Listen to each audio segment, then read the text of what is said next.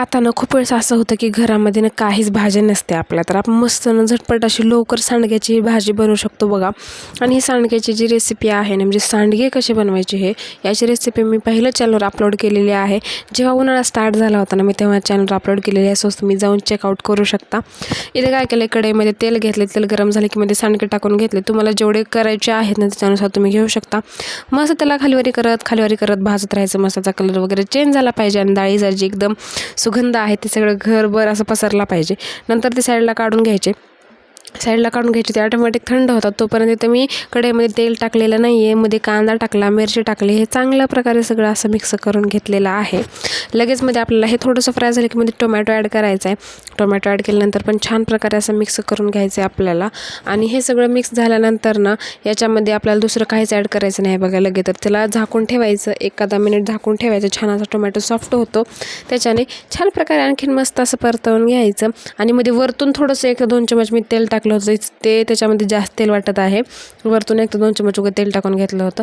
आणखीन छान प्रकारे मिक्स करून घेतलं. थोडंसं मध्ये मीठ टाकलं होतं आणि लसूण टाकला होता. ते साईडला काढून घेतलं. थंड झालं ना की त्याला ग्राइंड करून घ्यायचे बघा आपल्याला. तर इथे बघा डबल त्याच कढईमध्ये तेल गरम केलं, मध्ये मोहरी तडतडू दिली छान अशी. जी पेस्ट त्याचं बनवलं होतं ना ते लगेच त्याच्यामध्ये टाकून घेतलं. आणखीन छान असं मस्त मिक्स करून घेतलं. पूर्ण तेल वगैरे जे आहे ते सगळं हे आपल्या मसाल्यामध्ये मिक्स झालं पाहिजे. लगेच त्याच्यामध्ये टाकलेली आहे कोथिंबीर. भरपूर अशी हिरवीगार कोथिंबीर टाका, खूप भारी लागते त्याच्यामध्ये. स्किप करू नका. किंवा हे नसेल तर कसुरी मेथी पण टाकू शकतो. तर मसाले घेतलेले आहेत. गरम मसाला घेतलेला आहे, सब्जी मसाला घेतलेला आहे, हळदी पावडर घेतलेला आहे, मिरची पावडर घेतलेला आहे आणि मीठ घेतलेलं आहे मी. एवढे सगळे मसाले घेतलेत. हे सगळे मसाले टाकायचे, छान प्रकारे मिक्स करून घ्यायचं. जर तुमच्याकडे काश्मीर रेड चिली पावडर असेल ना ते पण तुम्ही ॲड करू शकता. त्याने छान असा कलर येईल आणखीन भाजीला. माझ्याकडे नव्हतं सो मी ॲड केलं नाही. लगेच ते फ्राय झाल्यानंतर मस्त असे मध्ये सांडगे टाकून घ्यायचे. सांडगे टाकून खालीवर मिक्स करायचं. आणखीन 1-2 मिनिट झाकून ठेवायचं, म्हणजे ते मसाला छान असा सांडग्यामध्ये पूर्ण मिक्स होईल. लगे आपल्याला जेवढी याची ग्रेव्ही पाहिजे ना त्याच्यानुसार करायचं. ग्रेव्ही एवढी भारी लागते ना, थोडं जास्त पाणी टाका, थोडीशी ग्रेव्ही जास्त करा, कारण ग्रेव्ही भाजीला जास्त लागते आणि टेस्ट पण एवढी छान लागते की सगळेजण ग्रेव्ही जास्त खातात.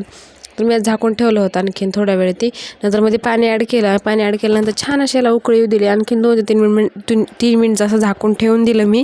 आणि वरतून आणखीन मीठ टाकून घेतलं. आपल्याला जेवढं चवीनुसार मीठ पाहिजे थोडं मीठ टाकून घेतलं. शेंगदाण्याचं कूट टाकून घेतलं. आणि इकडे भाजीला उकळी होते तोपर्यंत तेल गरम केलं मी तडका पॅनमध्ये जिरे टाकले. जिरे तडतडले की लगे कोथिंबीर टाकून घेतली. लगेच त्याच्यामध्ये लाल मिरची टाकून घेतल्या आणि थोडंसं लाल मिरची टाकून छान प्रकारे त्याला मिक्स केलं. आणि वरून असा तडका दिला. म्हणजे वरून तडका दिला ना की खूप भारी त्याला टेस्ट येते.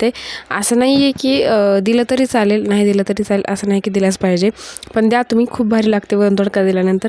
छान प्रकारे मस्त तडका दिला. आणखीन 1-2 मिनिट जरा मस्त अशी शिजू दिली भाजी. शिजल्यानंतर जे आहे ती मस्त अशी सर्व करायची. चपातीसोबत खावा, भातासोबत खावा, खूप भारी भाजी लागते बरं का. तुम्ही ही रेसिपी कधी ट्राय केली का मला नक्की कॉमेंट करून सांगा. किंवा ही रेसिपी तुम्हाला कशी वाटते नक्की कॉमेंट करून सांगा. चॅनल आणखीन सबस्क्राईब केलं नसेल ना तर पटकन चॅनल सबस्क्राईब करून ठेवा बघा अशा नवीन छान रेसिपीसाठी.